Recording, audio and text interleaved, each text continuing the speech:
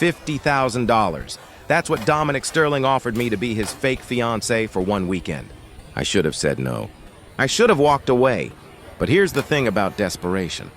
It makes you do stupid things. And spilling iced coffee all over a billionaire's suit, that was just the beginning of my stupidity. Let me back up. 3 weeks into my dream job at Sterling Media, I was still the nobody analyst who fetched reports and tried not to hyperventilate in executive meetings. My student loans had student loans. My sister's medical bills were drowning me. I was one emergency away from losing everything I'd fought for since I aged out of foster care at 18. So when I crashed into Dominic Sterling in the executive corridor that morning, my iced coffee exploding across his custom suit like a crime scene, I didn't just see my career ending. I saw everything ending. "I'm so sorry, Mr. Sterling, I didn't see you." Clearly, his voice could have frozen hell.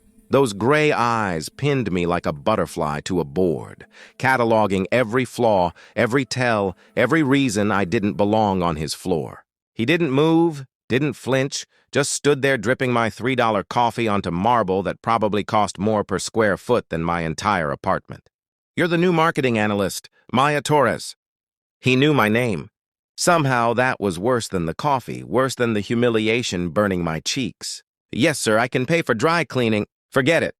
He brushed past me, and I caught expensive cologne mixed with coffee and something else. Exhaustion, maybe, the kind that lives in your bones. I pressed my forehead against the cool wall and counted to 10. 3 weeks. I'd lasted 3 weeks before destroying my shot at escaping the poverty that had defined my entire life. But by noon, no one cared about my disaster. The office had found a better scandal. "Oh my God, Maya, did you see?" Jen from accounting shoved her phone in my face, practically vibrating with gossip. Victoria Kane just got engaged. The woman on the screen was blonde, beautiful, and wearing a smile that could cut glass. She draped herself over a man in a suit that screamed money, a diamond the size of a small country glittering on her finger.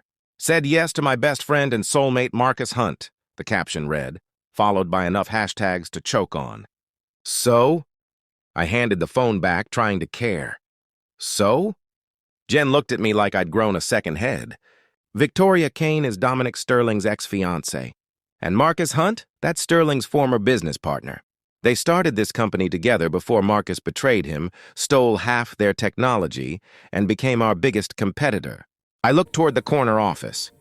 Through the glass walls, Dominic stood with his back to the world, phone pressed to his ear. From this distance, he looked carved from stone, untouchable. But I'd seen something in those eyes this morning, just for a second. Something raw.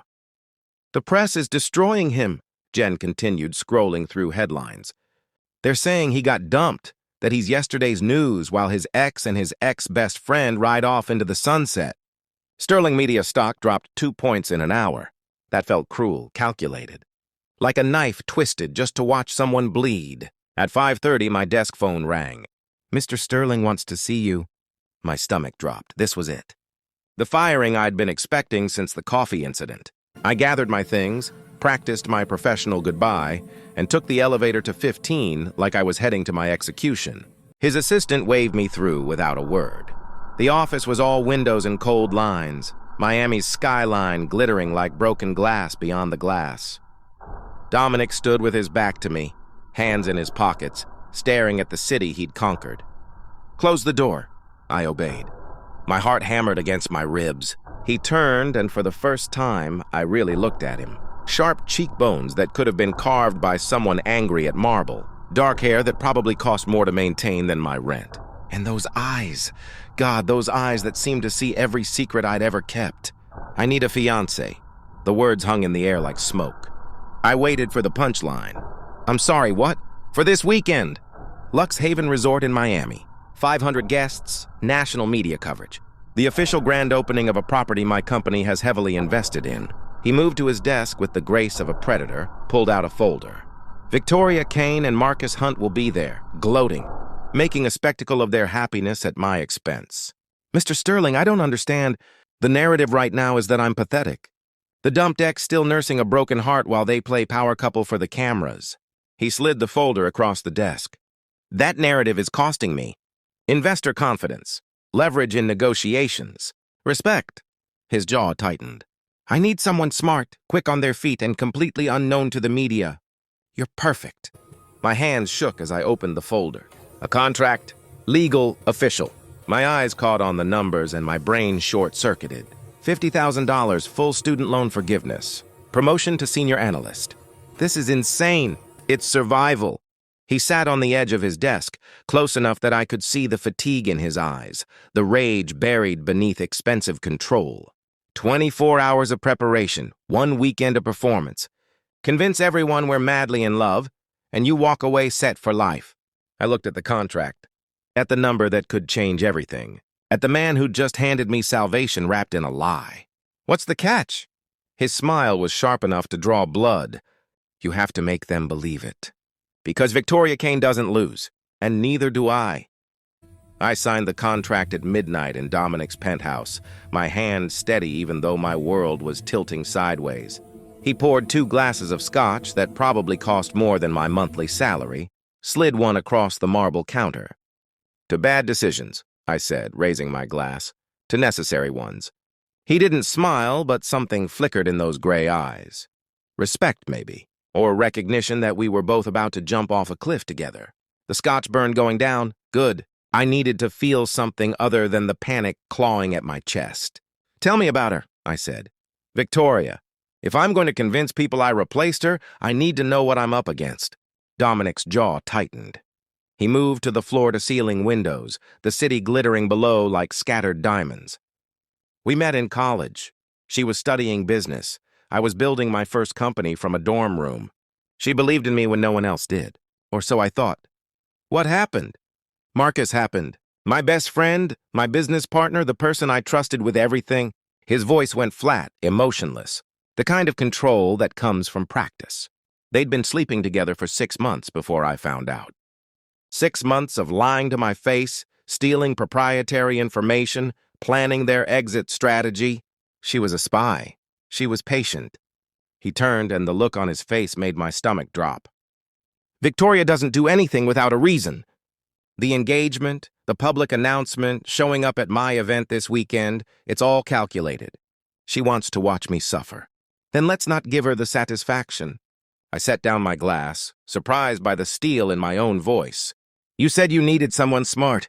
Someone quick, use me? Not just as arm candy, but as an actual partner. I've been analyzing Marcus Hunt's acquisition patterns for a project. I know how he thinks. Dominic studied me like I was a puzzle he couldn't quite solve. You read Hunt's files? I read everything. It's how I got this job. I moved closer, emboldened by scotch and desperation. You're fighting this like it's personal, but it's business. Marcus is making a move on Sterling Media because he thinks you're emotionally compromised. Prove him wrong. How? By showing up with me. By being so madly in love, so clearly moved on that Victoria's whole power play falls apart. I held his gaze. And then, while they're distracted by the show, we destroy whatever move Marcus is planning. A slow smile spread across Dominic's face. Real this time, dangerous. You're not what I expected, Maya Torres. Good. Victoria won't expect me either. The next 12 hours were chaos wrapped in designer labels. Dominic's stylist, Simone, descended on me like a fashionable hurricane, armed with dresses and opinions. Too safe, Dominic said, vetoing a tasteful navy number. Too obvious. He dismissed a red cocktail dress. When Simone brought out an emerald green gown that hugged every curve, his eyes darkened. Perfect. It's $4,000, I whispered, touching the silk like it might disintegrate. You're worth it. He said it so matter-of-factly, like he believed it. Like maybe I should believe it too. We flew to Miami in Dominic's private helicopter, the city sprawling beneath us like a circuit board. He briefed me on names, faces, business dealings. I memorized everything, turning it over in my mind like puzzle pieces. One more thing, he said as we approached the resort. Victoria will try to get under your skin. She's good at finding weaknesses. Everyone has weaknesses. What's yours? I looked at him, at this man who'd offered me a fortune to play pretend, and told him the truth. I care too much. I look at people like you, people who've built empires, and I see the cost. The loneliness. The way you stand at windows staring at cities you've conquered, wondering if any of it matters. His expression shifted. Something vulnerable, quickly hidden. That's dangerous, Maya. Caring? I know, but it's also my superpower. I smiled, trying to lighten the moment. I see people, really see them. So when we walk into that resort, I won't be acting. I'll be showing everyone what they want to see. Two people who actually give a damn about each other. The helicopter touched down on the resort's helipad. Dominic stepped out first, then offered his hand. The moment I took it, cameras flashed. The show had begun. Ready? He murmured, pulling me close. Born ready. We walked into Lux Haven like we owned it. The lobby was all marble and gold, dripping with wealth and people who'd never worried about where their next meal came from. Dominic's hand rested on the small of my back, possessive and warm. And then I saw her. Victoria Kane stood by the champagne fountain in a white dress that screamed innocence, Marcus Hunt at her side like a guard dog. She was even more beautiful in person, blonde hair cascading in perfect waves, blue eyes sharp as broken glass. She saw us. Her smile froze. Showtime, Dominic whispered against my ear, and then he kissed my temple so tenderly I almost forgot we were lying. Victoria approached, Marcus trailing behind, and I felt Dominic's body tense against mine. Dominic, her voice was honey over razors. You didn't mention you were bringing a date. Victoria. He didn't let go of me. This is Maya, my fiancée. The word dropped like a bomb. Victoria's perfect composure cracked for just a second. Shock, fury, calculation flashing across her face before the mask slammed back into place. Fiancé, she turned those cold blue eyes on me. How unexpected. And what do you do, Maya? I work at Sterling Media, I said, meeting Victoria's gaze without flinching. Strategic acquisitions. I analyze market vulnerabilities and identify growth opportunities. How fascinating. Victoria's smile could have cut diamonds. And how long have you two been together? Long enough to know what matters. Dominic pulled me closer, his body a wall of heat against my side. And what doesn't? The hit landed. Victoria's eyes flashed with something dark and furious before Marcus stepped forward, all fake charm and expensive teeth. Sterling, good to see you. He extended his hand. Dominic didn't take it. Hunt, I'd say the same, but we both know I'd be lying. The tension was thick enough to choke on. Around us, guests were starting to notice, phones appearing, cameras angling for the shot. This was exactly what Victoria wanted. A scene, proof that Dominic was still wounded, still affected. I slid my hand into Dominic's, squeezed once. His eyes met mine, and I saw the question there. Trust me, I mouthed. Actually, I said brightly, turning to Victoria, I'm so glad we ran into you. Dominic's told me so much about your time together. It must have been special. Victoria blinked, thrown by the kindness in my voice. But I have to thank you, I continued, my smile genuine and warm. If you hadn't let him go, I never would have found him. So really, your loss is my incredible gain. I stood on my toes and kissed Dominic's cheek, letting my lips linger just long enough to make it real. When I pulled back, his eyes were dark with something that made my stomach flip. Victoria's mask cracked further. How sweet. We should get to our table, Marcus said quickly, grabbing Victoria's elbow. Congratulations on your engagement. They disappeared into the crowd, and Dominic let out a breath he'd been holding. That was strategic, I finished. She wanted to see you hurt. Instead, she saw you happy. That's the one thing she can't compete with. You're dangerous, Maya Torres. His voice was low, intimate. Remind me never to get on your bad side. You already did. Coffee, remember? He laughed. Actually laughed. The sound was rusty, like he didn't do it often, but it transformed his face from intimidating to something almost human. The evening blurred into champagne and carefully orchestrated touches. Dominic kept his hand on me, my waist, my shoulder, playing with my fingers during dinner. Each touch sent electricity racing through my veins, making it harder to remember this was pretend. During dessert, Victoria appeared at our table. Alone. Dominic, can we talk? Privately, for old time's sake. Every instinct screamed danger. I felt Dominic hesitate, felt the old pull of history and unfinished business. Anything you need to say, you can say in front of Maya, he said finally. Victoria's expression hardened. Fine. Marcus has proof you've been leaking information to competitors. He's filing a lawsuit Monday morning. I tried to stop him, but She touched Dominic's hand. Maybe if we really talked, I could convince him to back off. It was manipulation, pure and simple. But I saw the flicker of doubt in Dominic's eyes, the old wound reopening. "No," I said, standing. "You don't get to do this. You don't get to play savior after setting the fire." Victoria's face went cold. "Excuse me?" "Marcus doesn't have proof because there isn't any. This is a bluff to rattle Dominic, to make him desperate enough to come crawling back to you." I stepped closer. "But he's not that man anymore. He's moved on." "You think you know him after what, a few weeks?" Victoria's laugh was sharp. "I spent years with him. I know every weakness, every fear, every way to hurt him." I finished. "Yeah, I can see that. But the difference between us is that I actually care about him. Not his company, not his money. Him." Victoria's composure shattered. "You're nothing. A nobody who got lucky. That's enough." Dominic stood, his voice cutting through her venom. "Maya's right. We're done here, Victoria. Permanently." He took my hand and led me away, past the whispers and cameras, onto a private balcony overlooking the ocean. The moon painted silver paths across the waves. "You didn't have to do that," he said quietly. "Yes, I did.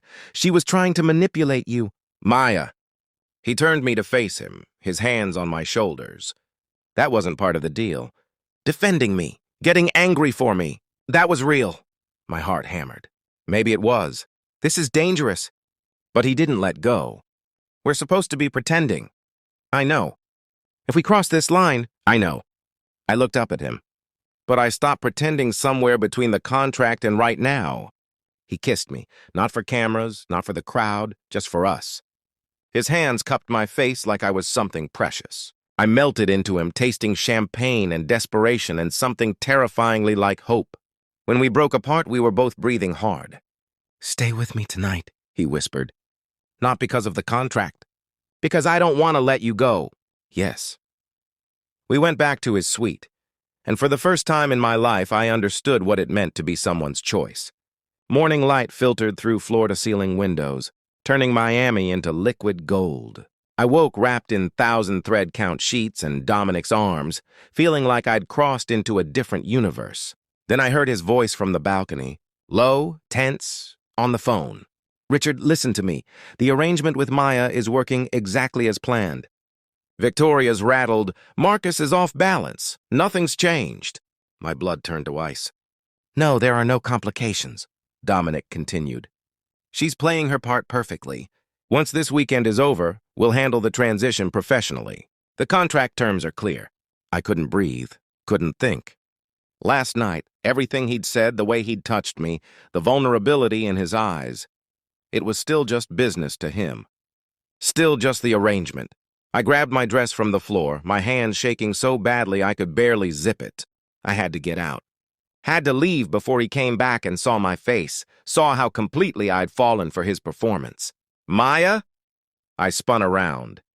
Dominic stood in the doorway, phone in hand, confusion creasing his forehead. "I have to go. What's wrong?" "Nothing's changed," I repeated his words back to him, watching them land like bullets. "The arrangement is working exactly as planned, right?" "I'm playing my part perfectly." His face went white. "You heard. Everything." I pushed past him, desperate for the door. "Congratulations, Mr. Sterling. You got exactly what you paid for. A convincing performance." "Maya, wait, that's not—" "Don't!" Tears burned my eyes, but I refused to let them fall. Not in front of him. I knew the deal.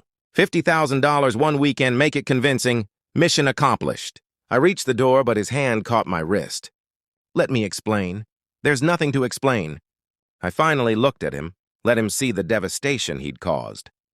"You were very clear, nothing's changed. We'll handle the transition professionally. The contract terms are clear." Each word hurt like pulling glass from a wound. I just forgot for a second that this was all pretend. My mistake. It's not pretend. Not for me, not anymore. "Then why were you—" "Because I'm terrified." The words exploded out of him, raw and desperate. "Because everyone I've ever loved has betrayed me, and you, God, Maya, you see right through me. You see all the broken parts I try to hide, and you don't run. You defend me, you believe in me, and that's so much more dangerous than anything Victoria ever did." I stared at him, my anger wavering.